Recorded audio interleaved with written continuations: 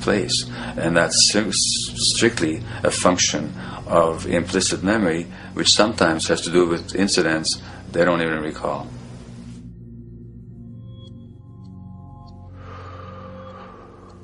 Infants who are born premature are often in incubators and various types of gadgetry and machinery for weeks and perhaps months.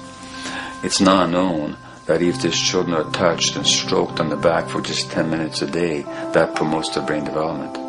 So human touch is essential for development, and in fact infants who are never picked up will actually die. That's how much of a fundamental need being held is to human beings. In our society, there's an unfortunate tendency to tell parents not to pick up their kids, not to hold them, not to pick up babies who are crying for fear of spoiling them, or to encourage them to sleep through the night. You don't pick them up, which is just the opposite of what the child needs. And these children might go back to sleep because they give up and their brains just shut down as a way of defending against the vulnerability of being abandoned really by their parents. But their implicit memories will be that of a world that doesn't give a damn.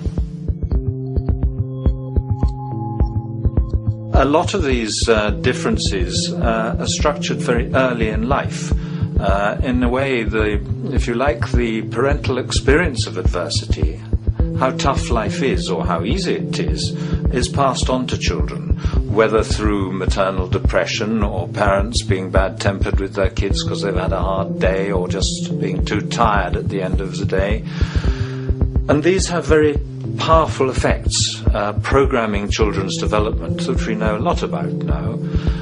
But that early sensitivity isn't just an evolutionary mistake. It exists again in many different species. Even seedlings, there's an early adaptive process to the kind of environment they're growing up in. But for humans, the adaptation is to the quality of social relations.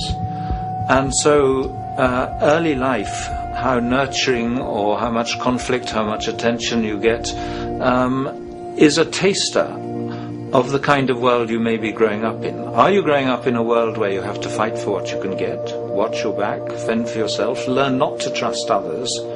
Or are you growing up in a society where you depend on reciprocity, mutuality, cooperation, where empathy is important, where your security depends on good relations with other people? And that needs a very different emotional and cognitive development. And that's what the early sensitivity is about. And parenting is almost, quite unconsciously, a system for passing on that experience to children of the kind of world they're in. The great British child psychiatrist D.W. Winnicott said that fundamentally two things can go wrong in childhood. One is when things happen that shouldn't happen, and then things that should happen but don't. And the first category is the traumatic and abusive and abandonment experiences of my downtown East Side patients and of many addicts. That's what shouldn't happen but did. But then there is the non-stressed, attuned, non-distracted attention of the parent that every child needs, that very often children don't get. They're not abused, they're not neglected, and they're not traumatized. But what should happen, the presence of the emotionally available, nurturing parent, just is not available to them because of the stresses in our society and the parenting environment. And the psychologist Alan Shore calls that proximal abandonment, when the parent is physically present but emotionally absent.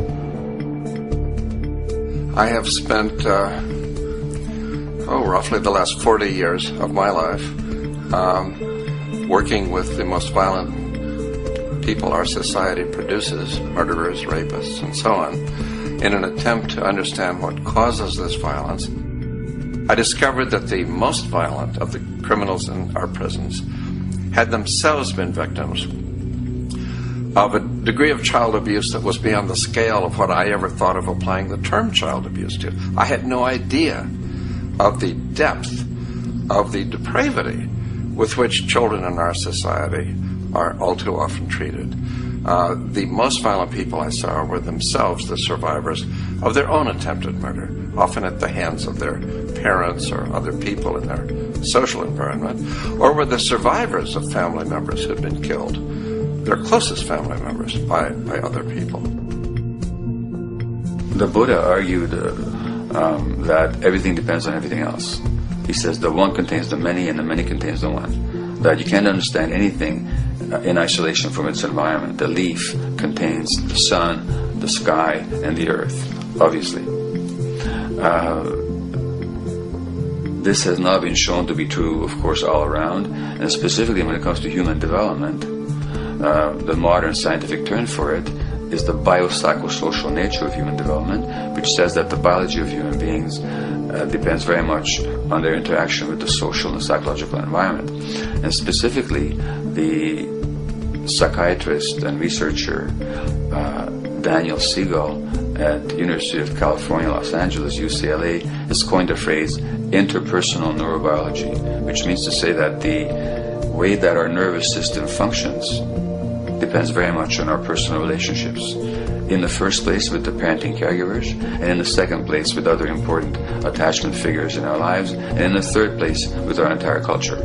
So that you can't separate the neurological functioning of a human being from the environment in which he or she grew up in and continues to exist in. And this is true throughout the life cycle. It's particularly true when you're dependent and helpless and your brain is developing, but it's true even in adults and even at the end of life. Human beings have lived in almost every kind of society, from the most egalitarian, hunting and gathering societies seem to have been very egalitarian, for instance, based on food sharing, gift exchange. Small bands of people living predominantly off of foraging, but a little bit of hunting. Predominantly among people you have at the least known your entire life, if not surrounded by third cousins or closer, in a world in which there is a great deal of fluidity between different groups, in a world in which there is not a whole lot in terms of material culture. This is how humans have spent most of their hominid history. And no surprise, that makes for a very different world. One of the things you get as a result of that is far less violence. Organized group violence is not something that occurred at that time of human history, and that seems quite clear. So where did we go wrong? Violence is not